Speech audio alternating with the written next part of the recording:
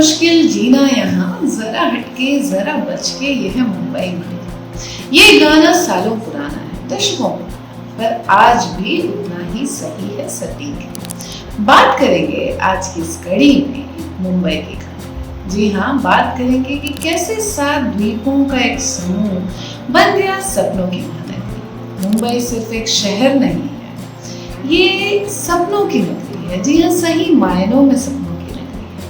रोज हजारों लाखों लोग यहाँ आते हैं अपने हजारों सपने लिए और फिर यहीं के होके रह जाते हैं। यह यूं है कि मुंबई सभी को ही अपना लेती है। जी हाँ, मुंबई में बढ़ते हुए रियल एस्टेट की कीमतों की तो हम रोज बात करते हैं, रोज खबरें पढ़ते हैं, पर घर खरीदने का सिलसिला खत्म नहीं होता।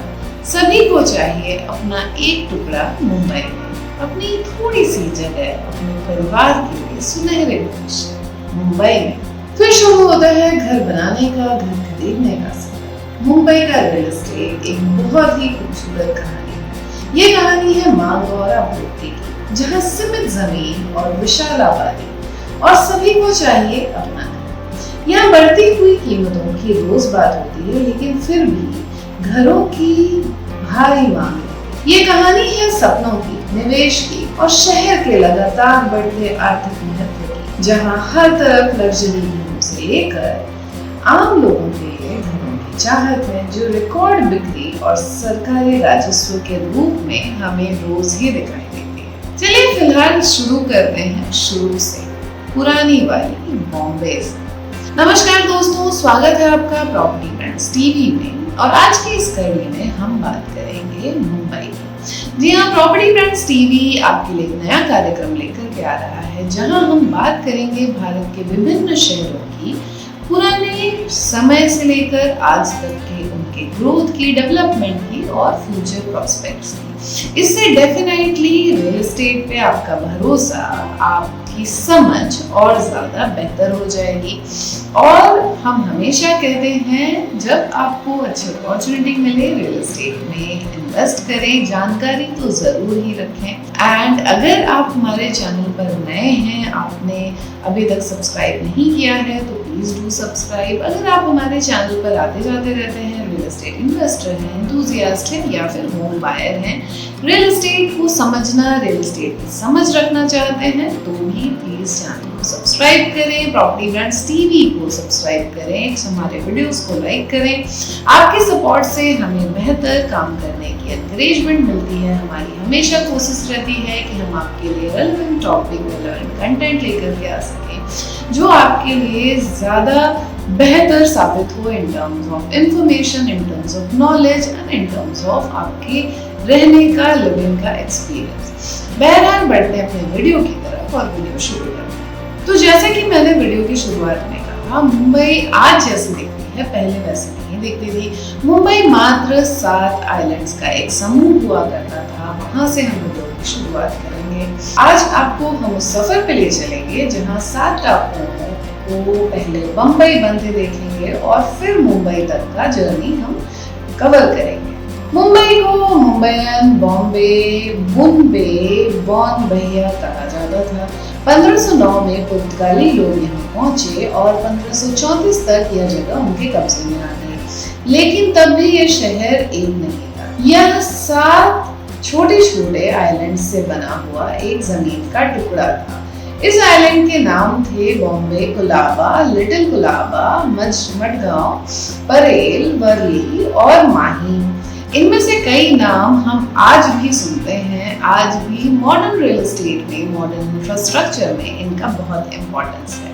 चलिए बहरहाल लौटते हैं हमारे डिटेल्स की तरफ। सबसे पहले पुर्तगालियों ने इसका नाम बम्बैया कर दिया, जिसका मतलब होता है अच्छी खाड़ी। फिर जब 1661 में ब्रिटिश क्राउन ने इन सभी आइलैंड्स पर अपना कब्जा जमाया, तब जाकर इसका नाम बदलकर बॉम्बे कर दिया। और जो लोग इस नाम को ठीक से नहीं बोल पाते थे, वह इसे बम्बई कहने लगे। अब वहां की देवी मुंबा देवी के नाम पर उसे मुंबई कर दिया गया। जी हाँ, भारत हमेशा से देवी देवताओं की भूमि रही है और हमें हमेशा से उनमें गहरी आस्था रही है। उसी का प्रतीक है कि उसे मुंबई नाम दे दिया गया। लेकिन मुंबई का इतिहास सिर्फ इतना सा नहीं है। आज हम जितनी हाई राइज इमारतें देखते हैं, बेहतर आर्किटेक्चर देखते हैं, हर बिल्डिंग में रोशनी आ रही है, लाइफस्टाइल की बातें हो रही है। पहले की मुंबई ऐसी नहीं थी, ना इतनी भीड़ भाड़ थी, ना इतने ज्यादा लोग थे। वापस चलते हैं अपने सफर की तरफ। उस समय की बात है जब यहाँ मछुआरों की बस्तियां हुआ करती थी, कुछ मंदिर, गुफाएं और चारों तरफ फैली हुई दलदल जमीनें थी। कोली और आगरी जैसी जनजातियां यहाँ सबसे पहले बसी और समुद्र से मछलियां पकड़कर जनजातियों ने अपनी जिंदगी चलाई। और हर आइलैंड का अपना अलग अलग सा कल्चर था और इंटरेस्टिंगली हर जगह का एक छोटा राजा भी होता था। लेकिन इस पूरे इलाके का फ्यूचर बदलता है 1780 में, जब इन 7 टापुओं को जोड़ने का काम हुआ। एक ब्रिटिश गवर्नर की मेहनत से करीब 70 सालों में जाकर वह शहर बना जिसे आज की तारीख में हम मुंबई कहते हैं। इसकी शुरुआत होती है उस समय से जब पुर्तगालियों ने इस जगह को बेकार समझकर दहेज में दे दिया। हमेशा से ही मुंबई भारत के इतिहास का हिस्सा रहा है और 13वीं सदी से 14वीं सदी तक बहुत सारे राजाओं का इस पर शासन था। अगर हम बात करते हैं तो मौर्यों से लेकर सातवाहनों तक। और सल्तनत काल में जफर खान गुजरात के गवर्नर बने, जिनका रूल मुंबई पर भी लागू होता था और बाद में वो गुजरात के सुल्तान बन गए। 1526 में पुर्तगालियों ने यहाँ पहली फैक्ट्री लगाई और तब ये जगह बहादुर शाह के अंडर में आती थी और उनके लिए बहुत इंपॉर्टेंट जगह थी नहीं। फिर बड़ी चालाकी से पोर्तुगीज ने बहादुर शाह से इस पूरे एरिया को छीन लिया। दरअसल 1528 से 1529 के दौरान पोर्तुगीज गवर्नर लोपोस दे संपाइयो ने महीम फोर्ट पर कब्जा कर लिया। अब यही वो टाइम था, अगर आप याद करेंगे, जब मुगल बादशाह बाबर की मौत हो गई थी। हुमायूं अपना रूल बढ़ाने की कोशिश कर रहे थे। गद्दी को संभालते हुए ही हुमायूं ने गुजरात और बिहार की ओर ध्यान देना शुरू कर दिया। हुमायूं से डरकर बहादुर शाह को मजबूरी में पुर्तगालियों से दोस्ती करनी पड़ी, लेकिन पुर्तगालियों ने इस मौके का अच्छा खासा फायदा उठाया। हुमायूं के अटैक से गुजरात सल्तनत को बचाने और उनका साथ देने के बदले 23 दिसंबर 1534 को बहादुर शाह के साथ पुर्तगालियों ने ट्रीटी ऑफ बसीन साइन की। इसी के तहत बहादुर शाह ने बॉम्बे और बसीन को पुर्तगीज को सौंप दिया और इसी के साथ मुंबई और बसीन गुजरात सल्तनत का एंड हो गया। अब बॉम्बे पर पुर्तगालियों का कब्जा था, वो उनके पास थी। पुर्तगालियों का मकसद था यहाँ से मसालों के ट्रेड को बढ़ाना और ईसाई धर्म का प्रचार करना। इसके लिए उन्होंने यहाँ एंटर रिलीजियस मैरिज को खूब प्रमोट किया और कई सारे चर्चेस भी बनवाए। पुर्तगालियों के अंदर यह एरिया ठीक ठाक डेवलप हुआ। कॉटन, कोकोनट और स्पाइसेस के ट्रेड ने यहाँ काफी जड़ें फैलाई। कच्चे माल को कोस्ट तक ले जाने के लिए उन्होंने यहाँ पर कई सारे रोड्स भी बनवाए, कोस्ट वे भी बनवाए। 16वीं सदी खत्म होते होते पुर्तगालियों ने हिंद महासागर और भारत के वेस्टर्न कोस्टल एरिया पर अच्छी पकड़ बना ली। इस बढ़त को चैलेंज किया आगे चलकर ब्रिटेन और स्पेन जैसी दूसरी यूरोपियन कंट्रीज ने। स्पेन पोर्तुगीज के बीच में यूरोप में लड़ाई चल रही थी, लेकिन भारत में सन 1583 में ईस्ट इंडिया कंपनी भारत आई। इसके साथ ही ब्रिटिशर्स और पोर्तुगीज के बीच अलग अलग जगहों पर अपने अपने वर्चस्व के लिए लड़ाई चलने लगी। पुर्तगाल का हिंद महासागर के ट्रेड पर मोनोपोली था। ब्रिटेन, स्पेन जैसी कंपनीज चाहती थी यह मोनोपोली खत्म हो जाए। यही वजह है भारत में मुगल बादशाहों से ब्रिटिश कंपनी लगातार नेगोशिएट करने की कोशिश करती थी, लेकिन यह काम इतना आसान नहीं था। पोर्तुगीज मुगल बादशाहों को अच्छा खासा टैक्स देते थे, जिसकी वजह से दूसरी किसी कंपनी को यह मौका नहीं मिल पा रहा था ट्रेड एंड करने का। फिर बाजी पलटती है 1612 में। इस साल ईस्ट इंडिया कंपनी ने सूरत के सवाली में अपना शिप्स लाकर यहाँ गवर्नर से ट्रेड की परमिशन मांगी, लेकिन परमिशन देने के बजाय उनके 2 ट्रेडर्स को गिरफ्तार कर लिया गया।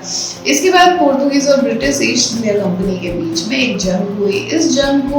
इस जंग में ईस्ट इंडिया कंपनी जीत गई। इसी बैटल को बैटल ऑफ सवाली भी कहा जाता है, जिसमें पहली बार पोर्तुगीज को किसी दूसरी यूरोपियन कंपनी ने हराया था। इस जीत के बाद पुर्तगालियों का दबदबा खत्म होने लगा और उनकी साख भी गिरने लगी।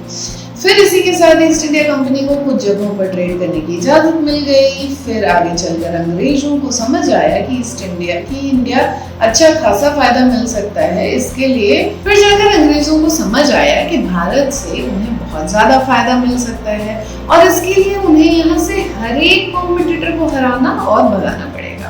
और उन्होंने तय किया वेस्टर्न कोस्ट को कब्जे में लेने का, जिसका मुंबई या बॉम्बे भी एक इम्पोर्टेंट हिस्सा था। दूसरी कंट्रीज के ट्रेडर्स भी इसी रास्ते भारत आ सकते थे। ईस्ट इंडिया कंपनी को अपनी मोनोपोली बनाने के लिए वेस्टर्न कोस्ट पर कब्जा करना जरूरी था। इसलिए ब्रिटिश एम्पायर ने की सूरत काउंसिल ने बॉम्बे को पुर्तगाल के जॉन द फोर्थ से हासिल करने के बारे में सोचा। इसके लिए एक प्रॉपर मैरिज प्रपोजल रखा गया। इस प्रपोजल में ब्रिटिश किंग चार्ल्स II और पुर्तगाली राजकुमारी कैथरीन ब्रिगेंजा की शादी करवाई गई। कहते हैं कि 1661 में जब ये प्रपोजल दिया गया तो कई पुर्तगाली मिनिस्टर इसके खिलाफ थे, लेकिन इसी टाइम पर डच कंपनी का भी वर्चस्व बढ़ रहा था। उन्होंने भी पुर्तगालियों की मोनोपोली को चैलेंज करना शुरू कर दिया। इसीलिए तमाम विरोधों के बावजूद 1662 में शादी हुई। इसी शादी में मुंबई दहेज के रूप में आया ब्रिटिश किंग चार्ल्स II के पास। क्या आप सोच सकते हैं आज की मुंबई, हमारी आपकी मुंबई, किसी समय में किसी राजवंश ने शादी में दहेज में दे दिया था इस शहर को। जी हाँ दोस्तों, ये बहुत रोचक है बट ये सही भी है। आइए बढ़ते हैं अपनी स्टोरी की तरफ वापस। आगे चलकर कंपनी ने ब्रिटिश किंग से इसकी मांग की और 27 मार्च 1668 को मात्र 10 पाउंड सालाना किराए पर यह आइलैंड ईस्ट इंडिया कंपनी को लीज पर दे दिया गया और यह कंपनी के लिए काफी फायदेमंद सौदा साबित हुआ। बॉम्बे उस टाइम पर ईस्ट इंडिया कंपनी के लिए बहुत इंपॉर्टेंट जगह थी और उसके पीछे कोई एक वजह नहीं थी। जैसे कंपनी यहाँ आसानी से अपना सामान एक्सपोर्ट और इंपोर्ट कर सकती थी। पहले ईस्ट इंडिया कंपनी सूरत से अपना सारा ट्रेड करती थी, लेकिन सूरत बंदरगाह मुगल साम्राज्य के कंट्रोल में था। वहाँ कंपनी को हमेशा मुगल बादशाह और गवर्नर की परमिशन लेनी पड़ती थी। मुगल कभी भी कंपनी के पावर को काट सकते थे। ऊपर से सूरत एक ओपन पोर्ट था, यहाँ यूरोपियन पायरेट्स और लोकल ताकतें हमला कर सकती थी। दूसरी जगह बॉम्बे एक ऐसा आइलैंड थी जिसे कंपनी किलेबंदी करके आसानी से सेव कर सकती थी। बाद में ब्रिटिश ने बॉम्बे कैसल बनवाकर मुंबई को और ज्यादा सेफ और सिक्योर कर लिया उनके लिए, ताकि वो और ज्यादा फ्रीली ट्रेड कर सकें, मुंबई का उपयोग कर सकें प्रॉपरली। इसके बाद होना क्या था, सूरत के कंपैरिजन में क्योंकि मुंबई उनके लिए एक बेहतर लोकेशन था, तो धीरे धीरे कंपनी ने सूरत से निकलकर प्रॉपरली बॉम्बे में अपना सारा एस्टेब्लिशमेंट कर लिया। सारी ट्रेडिंग वो मुंबई से ही करने लगे। बॉम्बे संभालते ही ईस्ट इंडिया कंपनी ने यहाँ कई बदलाव शुरू किए। 1667 में बॉम्बे के पहले गवर्नर कंपनी के प्रेसिडेंट जॉर्ज ऑक्सनबर्न बने।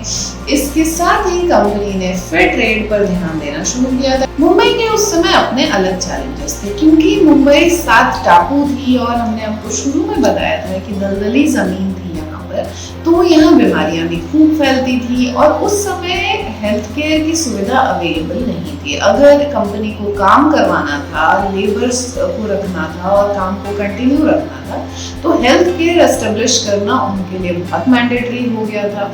नहीं तो उनको प्रॉफिट में, उनके काम में हैम्पर होता था। तो उन्होंने ध्यान देना शुरू किया, उन्होंने हेल्थ केयर फैसिलिटीज एस्टेब्लिश करी। इन्होंने यहाँ पे हॉस्पिटल्स बनवाए, दवाएं उपलब्ध कराई और साफ सफाई पर भी ध्यान दिया। इसका रिजल्ट ये हुआ कि डेथ रेट काफी कम हो गया, आबादी रॉकेट की स्पीड से बढ़ी। 1661 से 75 के बीच बॉम्बे की जनसंख्या जो सिर्फ 10,000 थी वो बढ़कर 60,000 पहुंच गई। आबादी बढ़ने के साथ ही ट्रेड भी बढ़ा। 17वीं सदी का अंत तक यहाँ नमक, चावल, हाथीदार कपड़ा, शीशा, तलवारों का ट्रेड होने लगा। 18वीं सदी में बॉम्बे का ट्रेड और भी ज्यादा मजबूत हो गया। 1710 तक कंपनी ने यहाँ पर बॉम्बे कैसल को पूरा बनवा लिया और इस किले की वजह से यूरोपियन पायरेट्स और मराठों के समुद्री अटैक्स काफी हद तक कम हो गए। इस तरह बढ़ते हुए स्ट्रैटेजीज, बढ़ती हुई प्रॉफिट्स के साथ उन्होंने सूरत से शिफ्ट करके मुंबई को अपना हेडक्वार्टर बना लिया और धीरे धीरे मुंबई कंप्लीटली ब्रिटिश क्राउन के कंट्रोल में आ गई। यहाँ से मॉडर्नाइजेशन ऑफ बॉम्बे शुरू हुआ। जी हाँ, आधुनिक बॉम्बे। 1782 में जब विलियम हॉर्नबी गवर्नर बने, बॉम्बे तब बॉम्बे 7 अलग अलग आइलैंड से बटा हुआ था। जैसा हमने आपको वीडियो के शुरुआत में बताया था, उन्होंने एक जगह से दूसरी जगह जाने में प्रॉब्लम होती है, सामानों को शिफ्ट करने में प्रॉब्लम होती है, बात नोट किया। इवन जब बाढ़ आती थी या तूफान आता था तो कई बार नाव डूब जाती थी, जिससे अच्छा खासा नुकसान होता था कंपनी को। इसके साथ ही सूरत पोर्ट मुगल साम्राज्य का इम्पोर्टेंट पोर्ट था, इसलिए कंपनी को हमेशा मुगलों से टकराव का डर रहता था। सातों आइलैंड्स का एडमिनिस्ट्रेशन एक साथ मैनेज कर पाना मुश्किल हो रहा था। इन सभी परेशानियों को सॉल्व करने के लिए हॉर्नबी ने हॉर्नविलैड रिक्लेमेशन प्रोजेक्ट शुरू किया, जिसका मकसद था मुंबई के इन सातों टापुओं को जोड़ना। जी हाँ, कैसे जोड़ना? इनके बीच की दूरी को मलबे और पत्थरों से भरकर कॉजवे बनाया गया। यह कॉजवे बेसिकली पानी या दलदली जमीन को ऊपर बनाया गया एक ऊंचा रास्ता या फिर तटबंध होता है, जो सड़क या रेलवे ट्रैक को जमीन से ऊपर उठाकर पार कराता है। इसका मेन पर्पस किसी निचले या फिर गीली जगह को पार करने का होता है, जिसमें नाव के बिना भी पहुंचा जा सकता है। अब 1782 में प्रोजेक्ट शुरू हुआ, 1845 में जाकर पूरा हुआ। उस जमाने में आपको समझ आ रहा है, कंस्ट्रक्शन टेक्नोलॉजी इतनी फास्ट नहीं थी, प्लस मुंबई का इतना बड़ा एरिया एंड 7 अलग अलग आइलैंड्स को कंबाइन करके अगर हम कॉजवे बनाने की कोशिश कर रहे हैं, then definitely it was a big project of that time, जिसकी वजह से आज हमें आज की आधुनिक मुंबई मिली है। सबसे पहले हॉर्न ने सोचा कि पुल बनाया जाए जो वर्ली और बॉम्बे के टापू को जोड़ सके। यह काम टफ था क्योंकि बीच में समुद्र का बड़ा हिस्सा पड़ता था, जहां लहरें अक्सर तूफानी हो जाती थी। पर ब्रिटिश गवर्नर विलियम हॉर्न ने हिम्मत नहीं हारी। 1784 में हॉर्नविलैड नामक एक बड़ा तटबंध बनाने का काम उन्होंने शुरू करवाया। यह काम इजी नहीं था, मजदूर दिन रात मेहनत करते थे, पानी के बहाव को रोकने की कोशिश करते थे, पत्थर मिट्टी भरते थे, कई बार लहरें आकर सब कुछ बहा ले जाती थी, लेकिन काम फिर से शुरू करते थे। धीरे धीरे पानी कम होने लगा, जमीन दिखने लगी। एक तरीके से एक मिरेकल था, 2 अलग अलग टापू धीरे धीरे एक हो गए। इसी तरह एक एक करके सातों टापुओं को जोड़ने का काम शुरू हुआ। 1838 में कोलाबा कॉजवे का डेवलपमेंट हुआ। यह पुल कोलाबा और लिटिल कोलाबा को मुंबई के मेन टापू से जोड़ता था। जब यह बनकर तैयार हुआ तो लोगों ने पहली बार पैदल बैलगाड़ी से मुंबई तक की यात्रा की। यह उनके लिए काफी अलग एक्सपीरियंस था। अचानक से दूरी काफी कम हो गई थी, नाव की जरूरत कम हो गई थी। इस तरह से आइलैंड से जुड़ने के बाद कंपनी को काफी सपोर्ट मिल गया। अब यहाँ फैक्ट्रीज लगाई जाने लगी। इन फैक्ट्रीज में भारत का कच्चा माल इकट्ठा किया जाता था, सीधे इंग्लैंड भेजा जाता था, या वही इंग्लैंड से आए तैयार माल को यहीं से पूरे देश में बेचा जाता था। फैक्ट्री के लिए सस्ते मजदूर चाहिए थे, इसलिए ब्रिटिश बाहरी राज्यों से मजदूरों को बॉम्बे लाने लगे। धीरे धीरे यह शहर कोलकाता की बराबरी करने लगा और ब्रिटिश ईस्ट इंडिया कंपनी का फाइनेंशियल हब बन गया। मुंबई के चैलेंजेस अभी तक खत्म नहीं हुए थे। अब सातों टापुओं को उन्होंने जोड़ लिया था, लेकिन यहाँ पर सड़कें बहुत कम थी, तो जो माल वहां से बनकर आता था उनको, क्योंकि पूरे देश में सप्लाई करना होता था, उसके लिए सड़कें चाहिए। उस सड़कों को बनाने पे अब ब्रिटिश सरकार ने ध्यान दिया। देश के कोने कोने में कच्चा माल, मसाले, रेशम तेजी से पहुंच सके, इसके लिए सड़कों के साथ ही रेलवे का भी डेवलपमेंट हुआ। क्योंकि बॉम्बे ब्रिटिश इंडिया का फाइनेंशियल हब बन चुका था, इसलिए यहाँ पर ऑफिसर्स और कई सारे अमीर लोग बसने लगे। इन्हें फैसिलिटीज देने के लिए भारत की पहली पैसेंजर ट्रेन भी शुरू हुई। 1853 में बोरी बंदर से था के बीच में ट्रेन चलाई गई, और हालांकि 1857 के बाद ईस्ट इंडिया कंपनी का शासन खत्म हो गया विद्रोह के चलते, और 1874 में बॉम्बे सीधे सीधे ब्रिटिश क्राउन के अंदर आ गया। जैसे जैसे फैक्ट्रीज बढ़ी, अर्बनाइजेशन तेज हुआ, आबादी भी बढ़ती गई, बाहर से मजदूर लाकर कारीगर काम की तलाश में बॉम्बे आने लगे। इस अंक में इतना ही। फैक्ट्रीज कैसे बनी, कैसे बना बॉम्बे, मुंबई, माफिया राज, आज का रियल एस्टेट डेवलपमेंट, इन सबको कवर करेंगे अगले अंक में। ऐसे इंटरेस्टिंग रियल एस्टेट से जुड़े अपडेट्स, इन्फॉर्मेशन, खबरें, किस्से, कहानियों के लिए बने रहें हमारे साथ। नमस्कार।